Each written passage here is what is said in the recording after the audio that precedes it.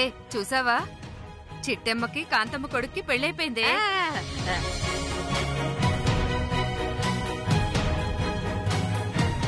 అవునదిరా, దేవుడు కళ్యాణం కోసమని వెళ్లి వీళ్లు కళ్యాణం చేసుకుని వచ్చారు. మరి ఆ రోజు వాళ్ళ అన్నయ్య వదిన వ్రతం చేసే రోజు చెప్పాను, జంట చూడముచ్చటగా ఉంది, ఇద్దరికి పెళ్లి చేసే కాంతమ్మ అని. మన మాట గౌరవించినట్టుంది, ఇద్దరికి పెళ్లి చేసి పంపించింది.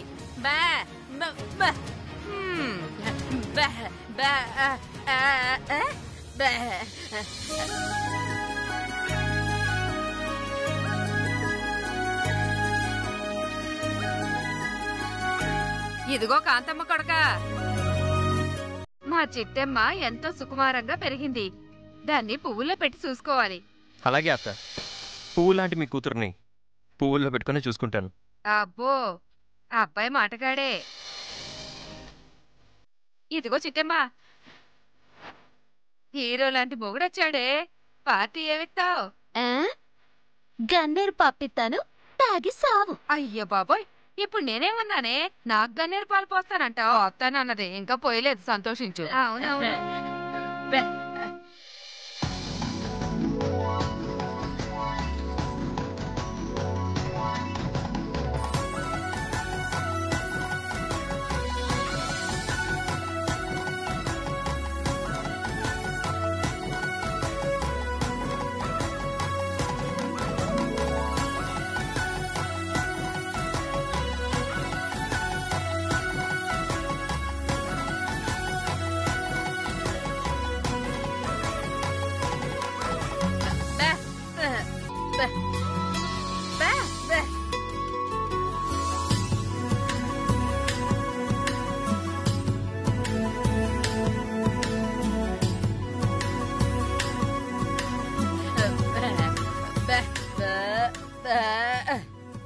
ఆగండి ఆగండి, ఎంత మీ కూతురైతే మాత్రం ఆచారాలు సంప్రదాయాలు మర్చిపోతారా ఏంటి?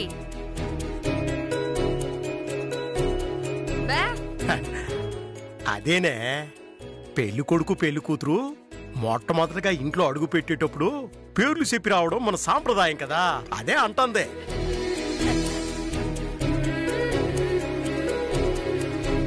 భలే చెప్పావన్నయ్యా, విన్నావు కదా పెళ్లి కొడుక. ఇప్పుడు నీ పెళ్ళం పేరు చెప్పి అప్పుడు లోపలికి రావాలి.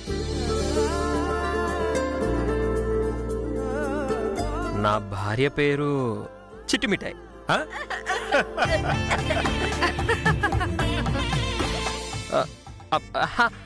అదే చిట్టెమ్మ. ఇదిగో చిట్టి, నీ మొగుడు నీ పేరు చెప్పాడు, ఇక చెప్పాల్సింది నువ్వే. పేరు చెప్పవే తల్లి. డ్రైవరు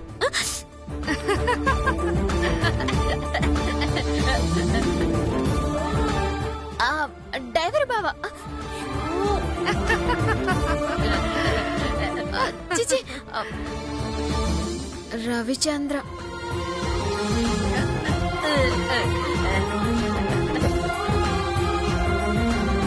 మొగుడు పేరు చెప్పమంటే కాకినాడలో ఉన్న పేర్లన్నీ చెప్పి చివర్లో మొగుడు పేరు చెప్పింది. సర్లే, ఇక మీ పని మీరు కానివ్వండి.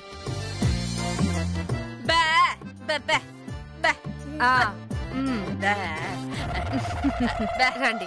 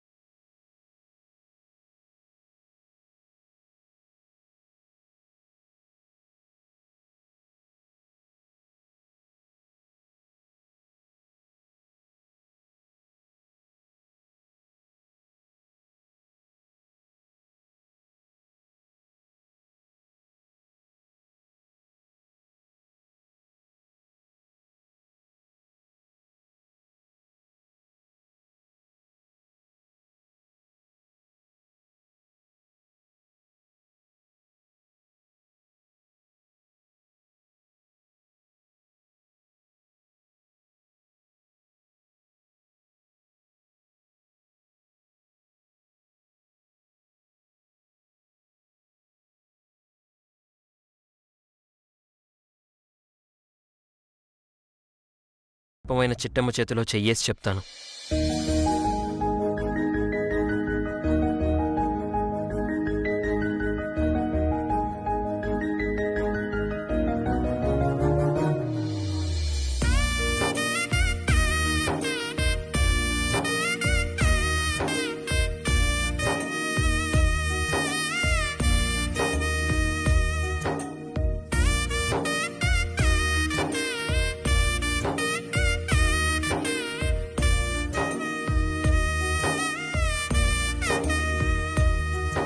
మనసా వాచా కర్మణ నేను నిన్ను ప్రాణం కంటే ఎక్కువగా ప్రేమించాను.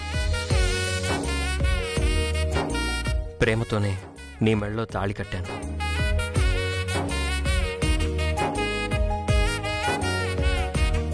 నా ప్రాణం ఉన్నంత వరకు మా అమ్మని ఎంతగా ప్రేమిస్తాను.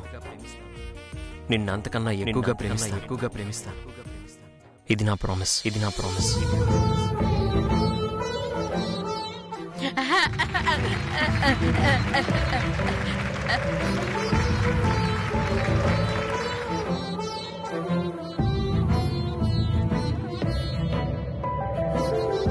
అబ్బా, అబ్బాయి సినిమా హీరోలాగా భలే బ్రహ్మాండంగా చెప్పాడు చిట్టి. ఇదిగో కోకిలమ్మ, ఇంకెందుకు ఆలస్యం, వెంటనే శోభనానికి ఏర్పాట్లు చేసేయండి.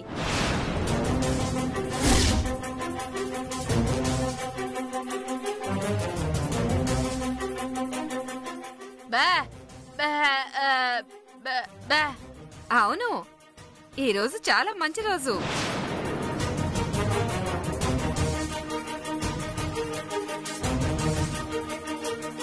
ఆ శోభనం ముచ్చటేదో జరిగిపోతే ఇద్దరు ఎంచక్క చిలక గోరింకల్లా కాపురం చేసుకుంటారు.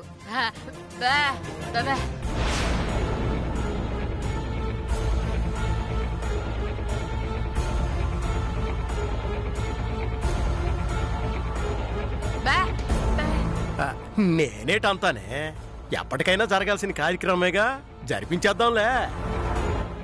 అచ్చి బాబోయ్, ఇవాళ రాత్రికి శోభనమా?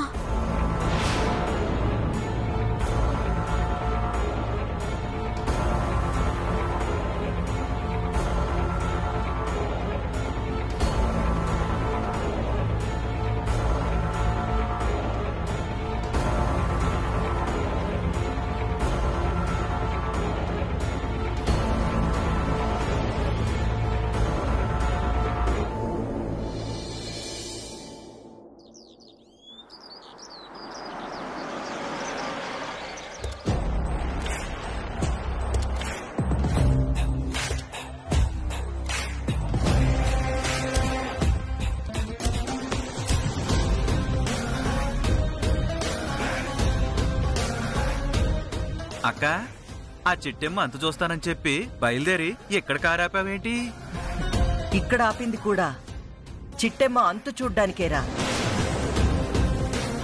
ఏం మాట్లాడుతున్నారండి? ఇప్పుడు చిట్టెమ్మ మన కోడలండి. తనకేదన్నా అపాయం తలపెడితే మధ్యలోకి వచ్చేది మన అబ్బాయేనండి. ఇప్పుడు వాడు కూడా ప్రమాదంలో ఇరుక్కుంటాడండి. మీరు నోర్ముయండి. వాడి మీద ఈగ కూడా వాలకుండా చిట్టెమ్మని వాళ్ళమ్మా నాన్నల్ని మాత్రమే ఫినిష్ చేయడానికి ప్లాన్ చేశాను.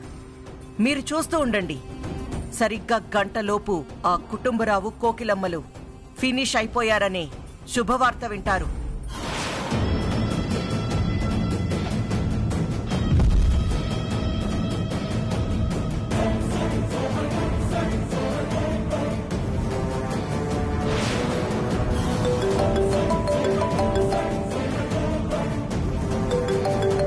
హలో కాంతమ్మ, చెప్పు. నమస్కారం చిన్నబాబు గారు. నమస్కారం. ఏంటి విషయం? ఏమీ లేదు చిన్నబాబు గారు. పాపం మొన్న మీరు గుడికి వచ్చి ఆ కుటుంబరావు కోకిలమ్మల గుండెల మీద గన్ పెట్టినా వాళ్ళు మీ కళ్ళల్లో కారం కొట్టి పారిపోయి మిమ్మల్ని వెధవని చేశారు. ఏయ్, ఏం మాట్లాడుతున్నావు? ఇలా అంటున్నానని తప్పుగా అనుకోకండి. వందల మంది జనాలు చూస్తుండగా మిమ్మల్ని పిచ్చివాళ్ళని చేస్తున్నారన్న బాధతో మీకొక చిన్న క్లూ ఇద్దామని ఫోన్ చేశానండి. క్లూ ఇస్తావా? ఏంటది? ఆ కోకిలమ్మ కుటుంబరావులు ఎక్కడున్నారో అడ్రస్తో సహా నాకు తెలుసండి.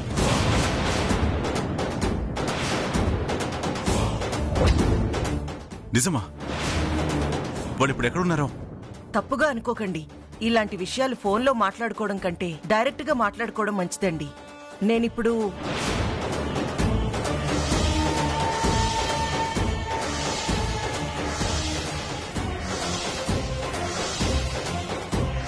ఓకే, సరిగ్గా 10 నిమిషాలు అక్కడ ఉంటా. నాకు ఆ కోకిలమ్మ కుటుంబరావుల అడ్రస్ చెప్పాలి, లేదంటే... అయ్యయ్యో, మీతో ఆటలాడతానా అండి? మీరు రండి, మీకోసం ఎదురు చూస్తూ ఉంటాను. సరే, పోనీ పోనీ, తిప్పో, కార్ తిప్పో. ఇది మరీ దారుణం అండి. ఆ కోకిలమ్మ కుటుంబరావులు అమాయకులండి. వాళ్ళ చంపడం మహాపాపమండి.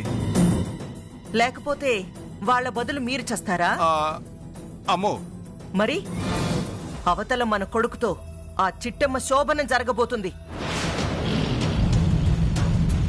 అదే జరిగితే రేపు మనకి పుట్టబోయే మనవడు ఒకడు పాలమ్ముకుంటాడు, మరొకడు జిలేబీ అమ్ముకుంటాడు. అది చూస్తూ బతకడం కంటే వాళ్ళిద్దరిని విడదీయడం మంచిదా కాదా? మంచిదేనండి. అందుకే నా కొడుకు కోడల్ని విడదీయడానికే ఈ ప్లాన్ చేశాను. ఈ ప్లాన్ వల్ల కోకిలమ్మ కుటుంబరావులు చావరు కదండి? అది వీరనారాయణ చేతిలో ఉంటుంది. వచ్చాక ఆయన్నే అడగండి.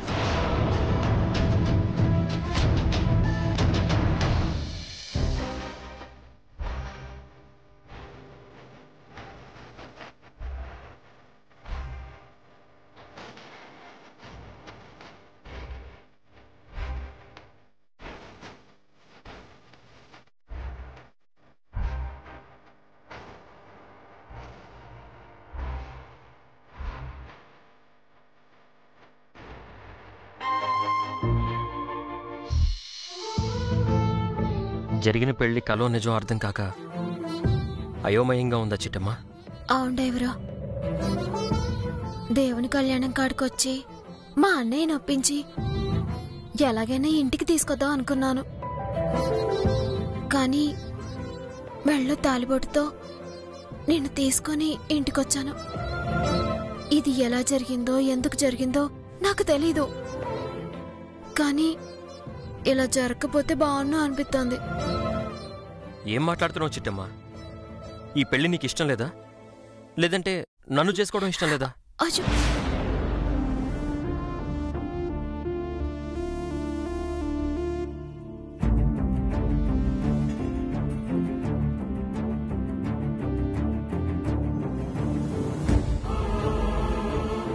నువ్వే వచ్చి తాళి కట్టుండకపోతే నా జీవితం నాశనం అయి ఉండేది డ్రైవరు.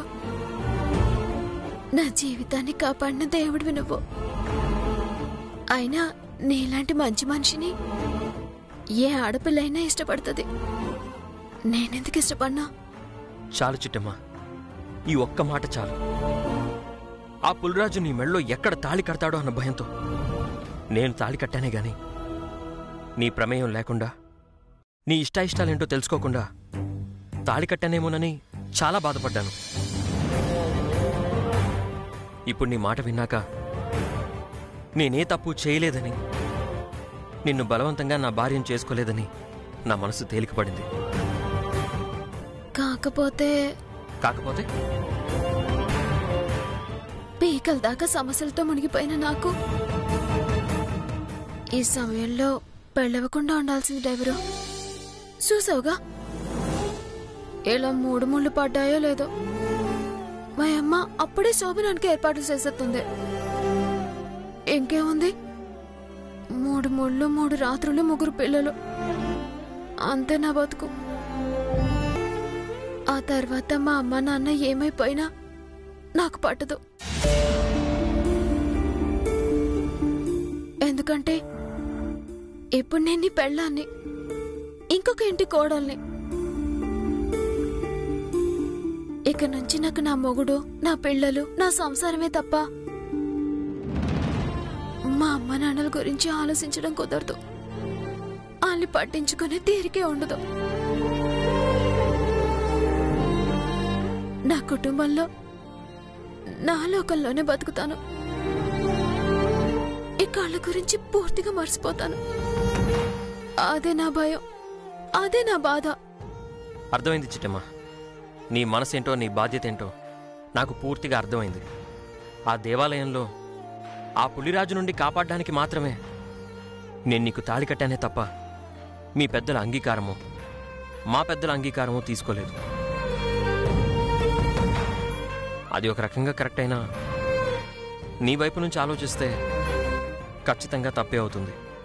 ఎందుకంటే నువ్వు నాలాగా కాదు, నీకెన్నో బాధ్యతలున్నాయి, నువ్వు దాటాల్సిన సమస్యలు ఎన్నో ఉన్నాయి. వాటన్నిటినీ పక్కన పెట్టేసి నా చెయ్యి అందుకుని నాతో వచ్చేయడం అంటే బాధ్యత నుంచి తప్పుకున్నట్టే అవుతుంది. నీ మీదున్న బరువుని దించుకున్నట్టు అవుతుంది. అందుకే నేనొక నిర్ణయానికి వచ్చాను. ఏటి డ్రైవరు అదే? నువ్వు ఈ సమస్యల నుంచి బయటపడేదాకా, నీ లక్ష్యాన్ని నువ్వు చేరేదాకా, నువ్వు అనుకున్నది సాధించేదాకా మనకి పెళ్ళైనా కానట్టే లెక్క. పెళ్లికి ముందు నువ్వు ఎలా ఉన్నావో ఇప్పుడు అలాగే ఉండొచ్చు. నా వల్ల నీకెలాంటి ఒత్తిడి గాని, నా వైపు నుంచి నీకెలాంటి ప్రశ్నలు గాని ఉండవు. పెళ్లికి ముందు ఎంత స్వేచ్ఛగా ఉన్నావో పెళ్ళయ్యాక కూడా అంతే స్వేచ్ఛగా ఉండొచ్చు. నువ్వేం చేయాలనుకుంటే అది చేయొచ్చు. అందుకు నా అనుమతి గాని, నా అంగీకారం గాని నీకు అక్కర్లేదు. You are a free bird. ఈ చిట్టమ్మ పెళ్లికి ముందు చిట్టమ్మలాగే బతుకుతుంది, ఒకప్పటి చిట్టమ్మలాగే ఉంటుంది. ఎప్పటికీ నన్ను డ్రైవరు అని పిలుస్తుంది, తన్ని నేను చిట్టి మిఠాయి అని పిలుస్తాను.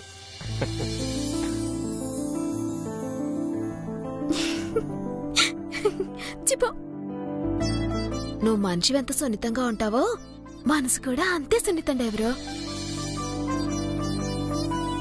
నువ్వు నా మొగుడిగా దొరకడం నిజంగా నా అదృష్టం. ఎన్ని జన్మల పుణ్యం చేసుకుంటే గాని నీలాంటి అందగాడు, మంచి మనసున్నాడు మొగుడుగా రాడు. నేను సానా అదృష్టవంతురాలిని డ్రైవరు. తప్పు తప్పు, డ్రైవర్ బావ కాదు కాదు కాదు, డ్రైవర్ మొగుడు. ఓ, డ్రైవర్ మొగుడా? ఈ పిలుపేదో చాలా బాగుంది. ఇంక నుంచి అలాగే పిలు. అలాగే డ్రైవర్ మొగుడు గారు.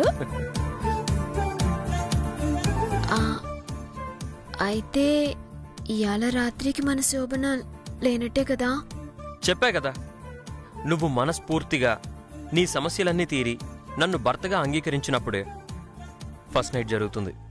అప్పటిదాకా నేను నిన్ను టచ్ కూడా చేయను. నిజమా? నేను ప్రాణంగా ప్రేమించిన చిట్టి మీద ఒట్టేసి చెప్తున్నాను, నీ అంగీకారం లేకుండా నేను టచ్ కూడా చేయను. పెళ్ళాన్ని మొగుడు టచింగ్లు చేయకుండా ఎలా ఉంటాడులే? టచింగ్ల వరకు అయితే ఓకేనా? చిపో. చిట్టి చిట్టి